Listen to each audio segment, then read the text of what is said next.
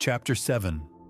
Section on Tarpana to Brahman and Homa to one's own self. Ribhu, Nidagha, listen to my words. I shall now explain to you the daily Tarpana, libation of water. This is very difficult for men to come by in all the scriptures. The manifold universe does not exist, ever. Nor is there anything to be pointed out as this. There is only Brahman, which is ever complete. This is the Tarpana to Brahman. I am Brahman with form. I am also existence, consciousness, bliss. I am only a mass of bliss. This is the Tarpana to Brahman. I am ever the complete void. I am ever full of the bliss of the self. I am of the nature of the permanent and the impermanent. This is the Tarpana to Brahman. I am the space of consciousness alone.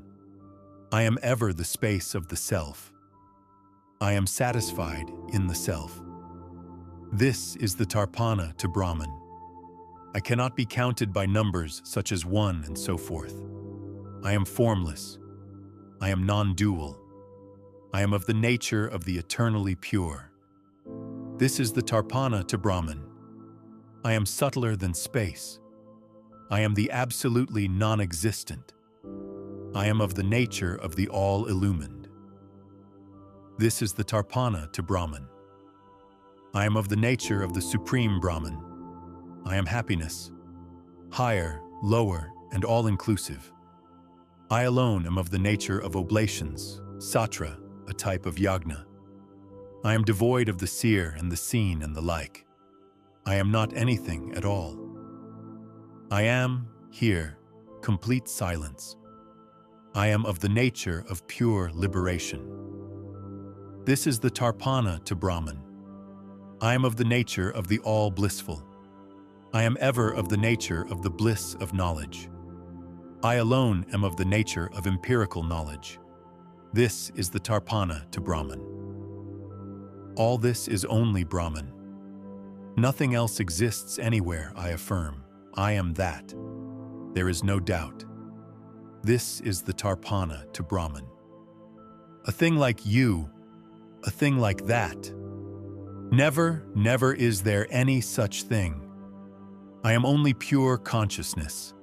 This is the Tarpana to Brahman. I am of the nature of absolute non-existence. I am the highest of the high.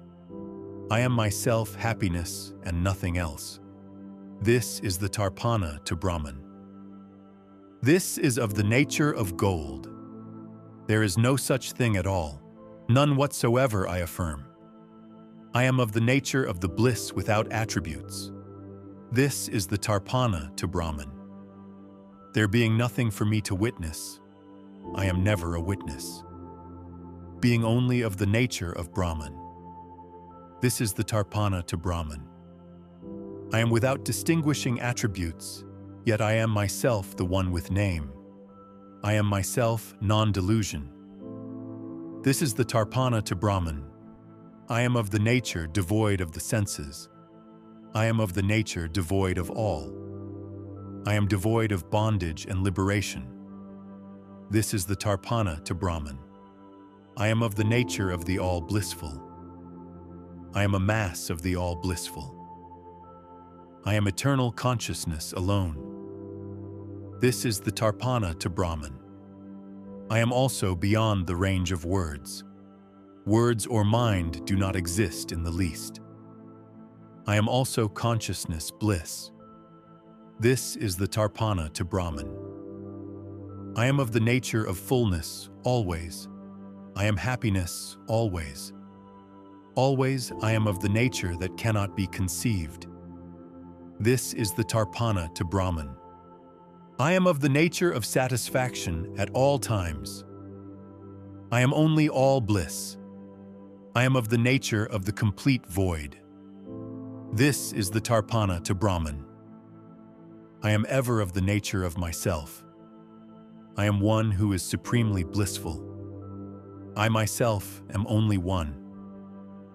This is the Tarpana to Brahman. I am free. I am of the nature of liberation. I am the supreme, complete silence. I am of the nature of complete liberation. This is the Tarpana to Brahman. I am ever of the nature of the truth. I am ever one who is of the Turiya, the fourth state beyond waking, dream, and deep sleep. I am of the nature of Turiyata, transcending the fourth state. This is the Tarpana to Brahman. I am only truth and knowledge. I am only truth and bliss. I am of the nature that is indeterminate. This is the Tarpana to Brahman. I am ever of the nature of the unborn. I am without desire. I am untainted. I am of the nature of Brahman, knowledge. This is the Tarpana to Brahman. Tarpana to Brahman has thus been so told. This is my explanation. Whoever hears this even once, he himself becomes Brahman. I shall now speak of the daily Homa. This is rare to come by in all the Vedas. This is non-duality, the meaning of all scriptures. Listen attentively. I am Brahman. I am pure.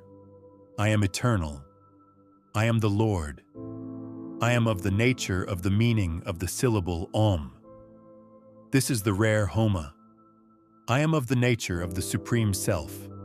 I am full of the supreme bliss. I am of the nature of consciousness bliss.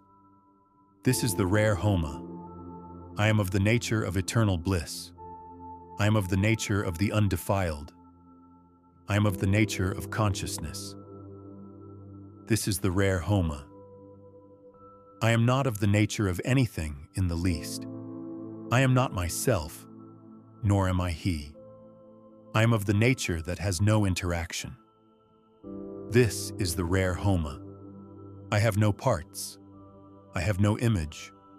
I am neither the mind nor the senses, neither the intellect nor any misapprehension. This is the rare Homa. I am not of the nature of the body and such.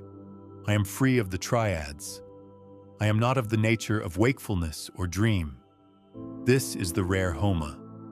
I have no listening, reflection, or one-pointed profound meditation, nor do I have anything self-inspired.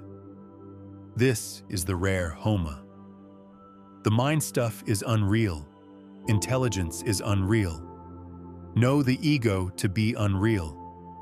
The triad of time is ever unreal. Know the triad of gunas to be unreal. This is the rare Homa. Look upon all that is heard as unreal. Look upon all the Vedas as ever unreal. Look upon all philosophies as unreal. This is the rare Homa. Look upon the various forms as unreal. Look upon the variety of colors to be unreal. Look upon the variety of categories to be unreal. This is the rare Homa. Look upon all scriptural knowledge as unreal. All the Vedic knowledge and tapas, religious austerities, also as unreal. Look upon all holy waters as unreal. This is the rare Homa. Look upon the guru and the disciple as unreal. Then look upon the teachings of the guru also as unreal. Look upon as unreal whatever is an object of perception. This is the rare Homa. Look upon all enjoyment as unreal. Whatever can be thought of is ever unreal. Look upon as unreal whatever is an object of perception. This is the rare Homa. Look upon all the senses as unreal and also all mantras as unreal. Look upon all the pranas as unreal. This is the rare Homa. Look upon life and the body as unreal. There is nothing as such existing in the Supreme Brahman. Know all in me as unreal. This is the rare Homa. Look upon what is seen and heard as unreal. The warp and woof in me are unreal. All action and inaction are unreal. This is the rare Homa. Look upon the power to see as unreal. So too is happiness unreal. Look upon all actions as unreal. This is the rare Homa. Look upon all and the absence of all as unreal. Look upon completeness and incompleteness in the Supreme as unreal. Look upon happiness and misery as unreal. This is the rare Homa. Look upon adherence to Dharma as unreal. Look upon punya, merit due to good action, and the negation of it as unreal. Look upon gain and loss as unreal. The body is ever unreal, ever. Ever look upon success as unreal and the sense of pride as ever unreal. Look upon all that pertains to the mind as unreal. Likewise should you view doubt and certitude. Look upon all sound as unreal and all touch as ever unreal. Look upon all forms as unreal and all taste as ever unreal. Look upon all smell as unreal. Look upon all knowledge as ever unreal. Look upon past and future as unreal. Prakriti is said to be unreal. All is ever unreal. Existence and creation are unreal. All the gunas are unreal. This is the rare Homa. You are like the horns of a hare. I am like the horns of a hare. All this is like the horns of a hare. The innermost is like the horns of a hare.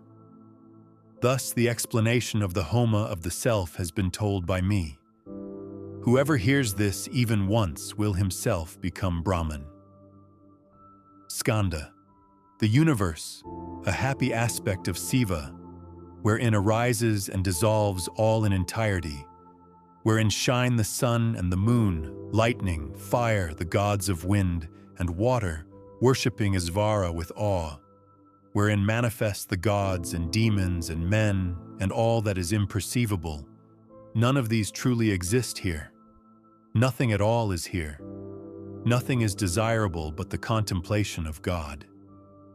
That Siva who, though in the midst of the beings of the world, cannot be perceived in his subtlety and cannot be perceived by the variations of the breath of inhalation and exhalation, breath control, by thought, by reflection and intellect, by the fivefold concentrations of the mind and such, or by the hundreds of Vedic words provided by the intellect, can be better perceived from one wise word of the Guru by those filled with yoga and devotion, not otherwise.